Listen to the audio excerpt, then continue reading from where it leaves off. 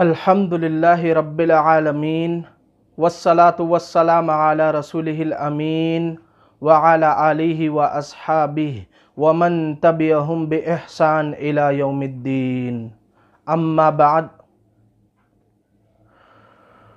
दौरे हाजिर में बागेश्वर बाबा नाम के एक शख्स बहुत ज़्यादा मशहूर है और वो ये दावा करते हैं कि मैं बहुत कुछ जानता हूँ।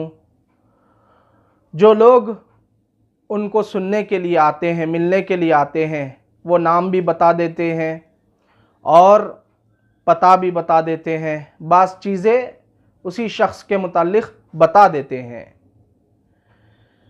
धर्म के नाम पर हकीकतन ये धोखा दे रहे हैं।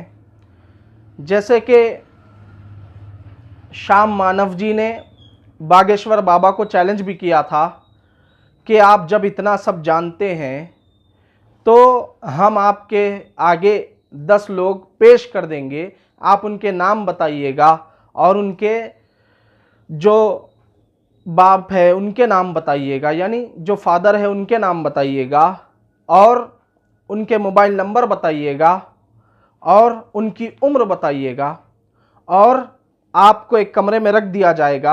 आप बाजू यानी साइड में जो कमरा होगा उसमें 10 चीज़ें कहाँ पर रखी गई है वो बता देना। बस ये चैलेंज किया था शाम मानव जी ने, जिससे तो भाई हम आपके सामने 10 लोग रखेंगे, ये 10 लोगों के आप नाम बताइए, उनके पिताजी का नाम बताइए, उनकी उम्र बताइए और उनके मोबाइल नंबर बताइए।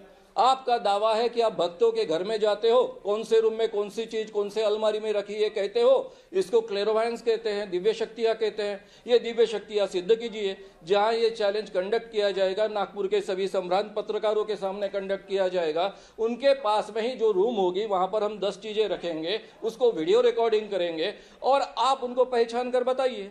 अगर आप 90% भी करेक्ट रहते हो तो आपको 30 लाख रुपए का प्राइज मिलेगा हमारे संगठन का।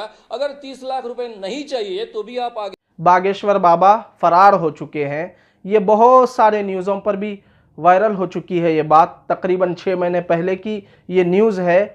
आप न्यूज़ चैनल्स पर देख सकते हैं किस तरह से फरार हो रहे हैं बागेश्वर बाबा, क्योंकि वो कहते हैं कि इसमें से 90% भी अगर सही बता देंगे, मुकम्मल 100% नहीं बल्कि 90% भी अगर उन्होंने सच्चाई बता दी, इनके नाम वगैरह या सामान कहाँ पर रखा गया है बता दिया गया, तो 30 लाख इनाम देंगे। कौन? शाम मानव जी अपनी तंजीम की तरफ से। अगर उन्होंने ये भी कहा है कि अगर चैलेंज कबूल नहीं करते, 30 लाख नहीं चाहिए, तो आप अपने दावे में सच्चे हैं ये दिखाने के लिए हमारा चैलेंज एक्सेप्ट कीजिए। फिर भी फरार होते जा रहे हैं, बहाने बनाते हैं, चालाकी से बात को घुमा देते हैं बागेश्वर बाबा, लेकिन इनका चैलेंज एक्सेप्ट नहीं करते। न्यूज़ चैनल्स पर आप देख सकते हैं, मौजूद भी है। और शाम मानव जी को धमकियां भी दी गई है, मारने के लिए फ़ोन कॉल्स आया करते हैं, धमकाते हैं। ये भी न्यूज़ चैनल पर मौजूद है, आप देख सकते हैं। और इसी तरह से शाम मानव जी तकरीबन 2 महीने पहले भी एक चैलेंज किए थे कि अछूत आदमी है, हमें छीना नहीं, इस तरह से बागेश्वर बाबा ने एक शख्स के साथ किया था। तो इस पर भी उन्होंने चैलेंज किया था। यानी कहना यह चाहते हैं कि आज तक भी शाम मानव जी इंतज़ार कर रहे हैं, लेकिन बागेश्वर बाबा फरार होते हुए नज़र आ रहे हैं। और एक मर्तबा एक न्यूज़ चैनल के रिपोर्टर पहुंचे थे इंटरव्यू लेने के लिए। उन्होंने कहा कि मेरा इंटरव्यू ले लो, तो उनसे कहा गया कि हम जो सवाल देंगे वही पूछना, तो उन्होंने फ़ौरन इनकार कर दिया। वो रिपोर्टर ने कहा मैं हरगिज़ ऐसा नहीं करूँगा।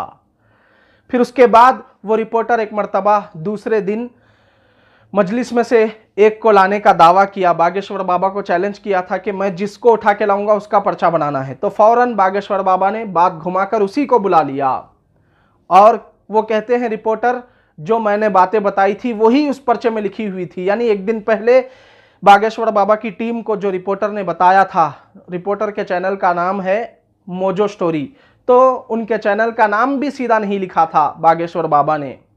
उन्होंने ये कहा है जो बातें मैंने अपने बारे में एक दिन पहले बताई थी वही बातें कही है, कोई नई बात नहीं कही, बल्कि 2 पेन से लिखा है, एक नए पेन से, डार्क पेन से हैंडराइटिंग मौजूद है उस पर्चे में, आप देख सकते हैं। वो बात करते करते बागेश्वर बाबा ने लिख दिया है जो चीज़ें पाई है वो, जैसे कि आप अच्छे आदमी हैं, अच्छे रिपोर्टर है। 26 वर्षीय जगत गुरु धीरेन्द्र कृष्ण शास्त्री 22 वर्ष के एक पत्रकार के 2 सवालों से बौखला गया और विवश हो गया 80,000 के भक्तों के सामने बालाजी के आदेश से चलने वाले दरबार को रोककर अपने आप को सिद्ध करने के लिए। हम लोग मंच पर पहुंचे, मैंने इनका इंटरव्यू करने का प्रयास किया तो मुझसे कहा गया कि जो सवाल आपको दिए जाएंगे आप वो पूछिएगा, हमारी ओर से जो सवाल दिए जाए। मैंने साफ इनकार कर दिया। अगले दिन जब दरबार चला तो मैंने बीच में दरबार को टोककर धीरेन्द्र कृष्ण शास्त्री को ये चुनौती दी कि जिस व्यक्ति को मैं सभागार में से उठा कर लाऊंगा आप उसका पर्चा बनाइएगा। चुनौती स्वीकार करने के बजाय उन्होंने मुझे मंच पर बुलाया। मैं मंच पर गया और मैं वो हर एक चीज करता रहा जो उन्होंने मुझसे करने के लिए कहा, क्योंकि मेरा उद्देश्य था धीरेन्द्र कृष्ण शास्त्री को भड़काना, इसको प्रोवोक करना, इतना प्रोवोक कर देना कि ये अपनी सुध बुध खो बैठे और सनातन के जिस आधार पर खुद को धर्म गुरु बताता है धीरेन्द्र कृष्ण शास्त्री, उसी आधार को खो गया। प्रेशर में था, 80,000 लोग मुझे देख रहे थे। इसके अलावा जो व्यवहार धीरेन्द्र कृष्ण शास्त्री के चपाटों ने, चेलों ने मेरे साथ किया वो आप सबने देखा। मुझसे कहने लगा कान पकड़कर माफी मांगी बालाजी से। मैंने बालाजी से माफी मांगी। मुझसे कहा गया कि साष्टांग दंडवत प्रणाम करिए मेरे को। ये पर्चा धीरेन्द्र कृष्ण शास्त्री ने मुझे बना करके दिया। इस पर्चे में एक भी जानकारी ऐसी एक्सक्लूसिव नहीं है जो धीरेन्द्र कृष्ण शास्त्री की टीम को मैंने या मेरी टीम ने एक दिन पहले नहीं बताई थी। ये वो पर्चा है जो आप स्क्रीन पर देख सकते हैं। पर्चे में एक पेन का रंग दूसरे पेन के रंग से अलग है। ये लाइन उसने मेरे सामने लिखी जिसमें मुझसे कहा गया कि मैं आपको एक सलाह देना चाहता हूँ। सलाह में क्या लिखा कि आप एक अच्छे आदमी हो, न्यूज़ बढ़ाने के लिए यहाँ आए हो। एक और पाखंड, ये लाइन में मोजो स्टोरी, जिसका नाम भी वो सही से नहीं लिख पाया, मोजो स्कोप ही लिखा क्योंकि उनको पता नहीं था। जब मैंने कहा कि जिस व्यक्ति को मैं लेके आऊँगा उसका पर्चा बनाइए, तो इस चैलेंज से बड़ी समझदारी से, बड़ी चालाकी से धीरेन्द्र कृष्ण शास्त्री ने मुंह मोड़ लिया। जब मैंने मंच पर धीरेन्द्र कृष्ण शास्त्री से कहा कि जिन लोगों को बुलाकर आप उनका उपचार यहाँ करते हैं, क्यों उन लोगों को आप ये नहीं बताते कि उनको दवा की भी ज़रूरत है, तो धीरेन्द्र कृष्ण शास्त्री 80,000 के भक्त की संख्या के सामने मजबूर हो गया ये कहने को कि दुआ के साथ दवा की भी ज़रूरत है। यहाँ परेशान व्यक्ति आ सकते, चिंता न करें, दुआ और दवा और कृपा सबकी आवश्यकता है, दवा की भी आवश्यकता है। मेरी लड़ाई है धीरेन्द्र कृष्ण शास्त्री। उनको खुश करने के चक्कर में थे, घुमा दिए हैं। धोखेबाजी से बाज नहीं आते ये बागेश्वर बाबा। आप देख सकते हैं, उनके वीडियोस मौजूद है किस तरह से वो लोगों को धोखा देते हैं। बाज मैजिशियंस जो जादू वगैरह दिखाते हैं वो भी बागेश्वर बाबा को चैलेंज कर रहे हैं कि आप सच्चे हैं तो इस तरह से कर दीजिए या उस तरह से कर दीजिए। बस इंटरटेनमेंट के लिए जादूगर जादू दिखाया करते हैं। ये धर्म के नाम पर लोगों को बेवकूफ़ बना रहे हैं, इस तरह से मैजिशियंस का कहना है। ये भी मौजूद है। वो तो भगवे कपड़े पहन के ऐसे हाथ घुमाया, वो कर दिया, ये कर दिया। मैजिशियन क्या नहीं कर सकता। अब मैंने नोट है, अब इसको हम ऐसे करते हैं, अब इसको ऐसे करेंगे, अब इसको ऐसे करेंगे, ऐसे करते जाएंगे, ऐसे करते जाएंगे, ऐसे करते जाएंगे, ऐसे करते जाएंगे। कितने नोट बनाए जा सकते। ये एक आर्ट है, इंटरटेनमेंट है और मनोरंजन है। आज हम भी भगवे कपड़े पहन करके इस प्रकार की चीजें कर सकते हैं, लेकिन उसमें क्या मिलेगा? दुनिया को गुमराह करना। ये कुछ लोग ऐसे हैं जो लोगों को भ्रमित करते हैं। अक्सर लोग आज अल्हम्दुलिल्लाह रद्द किए हैं, कर रहे हैं और करते रहेंगे, क्योंकि ये सच्चाई नहीं है। अगर हकीकतन बागेश्वर बाबा को सब मालूम होता जैसे कि वो दावा कर रहे हैं, तो उन्हें कोर्ट में ही ला लिया जाए। कई लोगों के माल लूटे गए हैं, जान का नुकसान हुआ है, माल का नुकसान हुआ है, कई मकामात पर नुकसानात होते हुए नज़र आ रहे हैं। उसका हल क्यों नहीं निकालते बागेश्वर बाबा?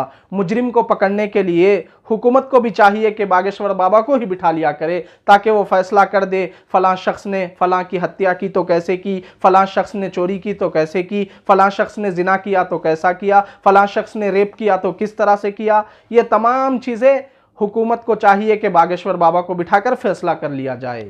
नहीं किया जाता, सबूत के तौर पर लिया जाता है, प्रूफ मांगता है कोर्ट। ये चीज़ें नहीं चलती, क्योंकि ये धोखेबाजी है जो कर रहे हैं। हिंदुस्तान को नुकसान से बचाने के लिए फ्यूचर की बातें भी मालूम कर लेना चाहिए हुकूमत को। अगर हकीकतन वो सच्चे हैं तो, है ही नहीं किस तरह से बताएंगे। वो तो बस लोगों को धोखा दे रहे हैं, जिस तरह से जादूगर धोखा दिया करते हैं, जिस तरह से जादूगर इंटरटेनमेंट के लिए बताते हैं। जैसे कि सुहानी शाह और करण सिंह भी बहुत ज़्यादा मशहूर है, ये हजरात भी न्यूज़ चैनल्स पर भी आया करते हैं, लेकिन कभी मज़हब के नाम पर धोखा नहीं देते। कहते हैं कि ये तो बस एक जादू है, ये तो एक कला है, ये तो एक आर्ट है जो हम बता रहे हैं। लेकिन यहाँ पर बागेश्वर बाबा इसको धर्म के नाम से जोड़कर, सनातन धर्म के नाम से जोड़ दिया है, अपने धर्म को भी बदनाम कर रहे हैं। हिंदू धर्म के नाम पर धब्बा लगाना चाहते हैं, ऐसे काम करके धोखा दे रहे हैं।